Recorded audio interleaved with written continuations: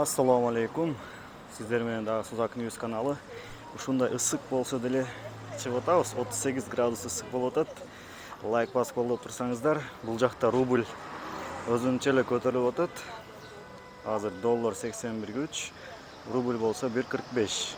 Капитал акча алмаштыруусунда.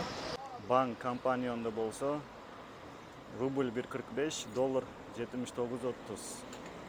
Финка банк доллар 80, рубль 1,45.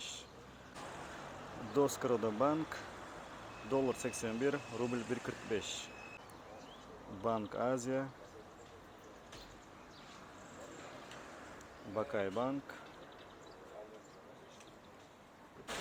Кыргызстан акча алмаштыруу. Кыргызстан банкта доллар 79, рубль 1,46. Эң жогорку көрсөткүч ушул жерде экен. Анда эмесе достор, биздин каналга катталып лайк басып коюңуздар. Сиздер менен Suzak News каналы болду.